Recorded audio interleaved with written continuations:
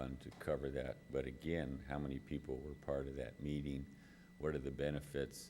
In the worst case scenario, you could build 90% of a bridge and it wouldn't connect, and eventually somebody would do it. But I mean, if that's your concern, there are myriad ways to deal with it.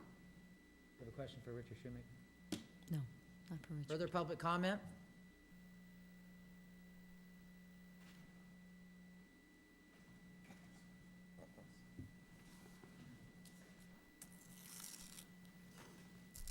John McCowan, and I'm not sure if I'm speaking as a citizen, a former council member, or a supervisor.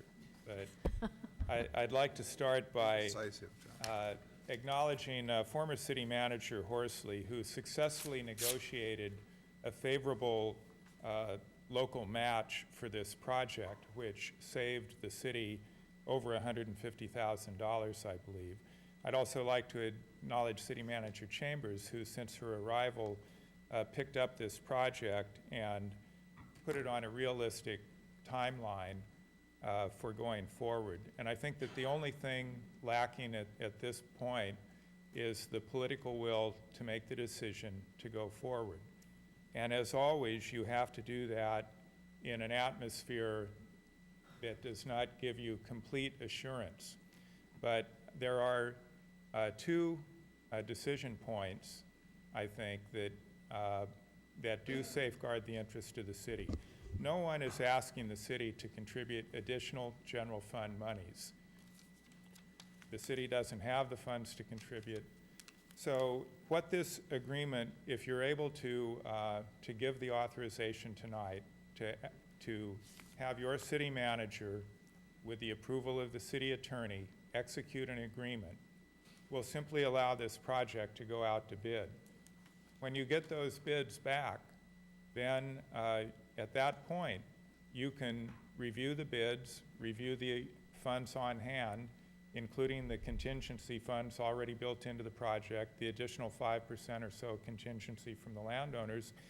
You can make your best decision at that time if the project is likely to come in within the scope of those funds that are available, and make your decision at that point whether to award the bid or not. Once the bid is awarded, and if something comes up, and in this situation, it's mostly a bridge spanning air, so you have limited area where you're going to dig something up that you don't want to find.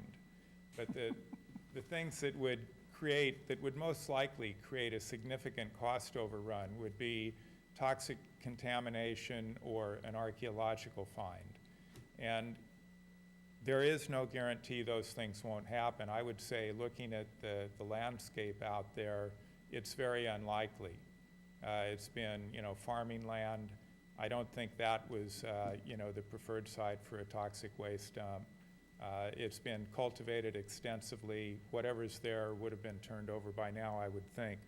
So the odds are slim, but if something does come up, I believe Councilmember Crane is right. You can start renegotiating the scope of the project to drop out certain elements of the project to keep the costs down. So I think the city is well protected in going forward and has options to protect your interests, not to engage any more general fund monies. And I also think that we have to take advantage of the opportunity that exists now. 2 years ago, when we were discussing this project, and it's been an annual conversation, the bidding environment was very competitive, and it was very doubtful that we would have funds to actually complete the entire project. I think you're down to about 40 seconds here, Mr. Supervisor. And part of the discussion was maybe we build the bridge and we don't connect it to Brush Street. But in the current bidding environment, I think it is most likely that you're going to get a favorable bid. Every day we delay lessens the chance that we hit the bidding window. As the talk of stimulus money increases, people are going to get a little more ambitious in the money that they're going to want out of a bid. So I think time is really of the essence now. we have lost 2 months collectively, and I'm not pointing fingers, but collectively, this project has lost 2 months while this agreement has sat in limbo. I think the key things are the 10% with the additional 5% or so contribution from the landowner. I think it does need to be in the form of a letter of credit rather than a deposit. That is the clear path forward. If you give that direction, we can get this thing built. Thank Now- you. Now we're all going to vote on which of his three personas he was representing. Further public comment? I think you still have a 30 or 40 seconds.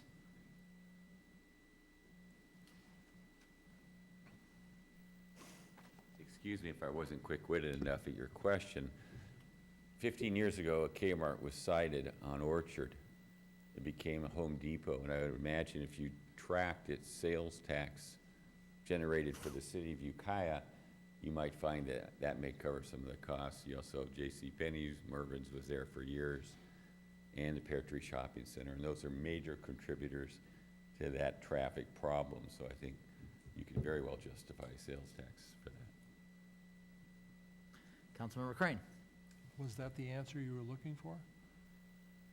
I'm floating downstream right now. Okay.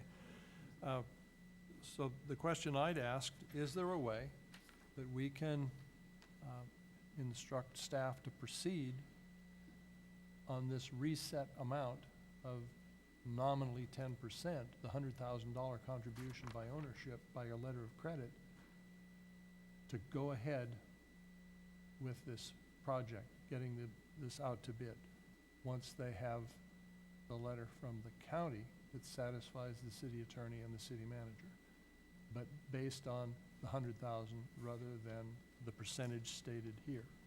Are you making a motion? Well, do we need to do a motion, or is this, I think we I do. don't know. Authorize staff to change the percentage. Okay, I move that we change the percentage. Instead of calling it a percentage, let's call it $100,000 from ownership to the county.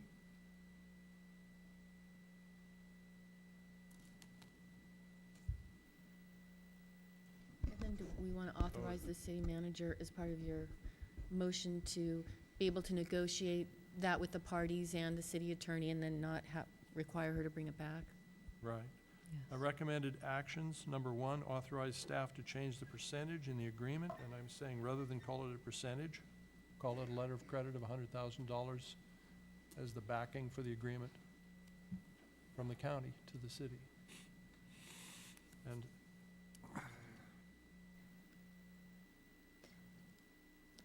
But not number 3. I'm not going to support it without number 3.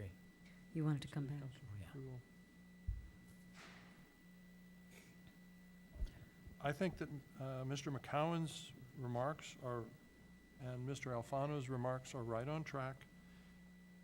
I don't think we need to look at this again until we have the bids in hand, because at the point we have the bids on hand, then we know if there's a risk. Yeah, I agree. So I don't know, I don't think we need number 3, because we have number 3 built into the process because staff doesn't make an award without our approval.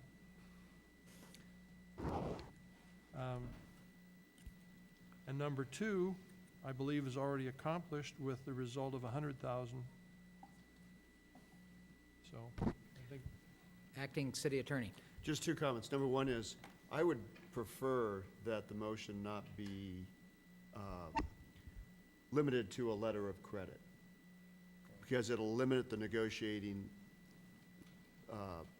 position of the city. There may be substitute securities. They may be willing to escrow the funds in a conditional escrow. I mean, in other words, I would prefer language that said, you know, an alternative to a deposit. That's just number 1. And then number 2, again, with regards to item number 3, the devil is in the details. You're going to be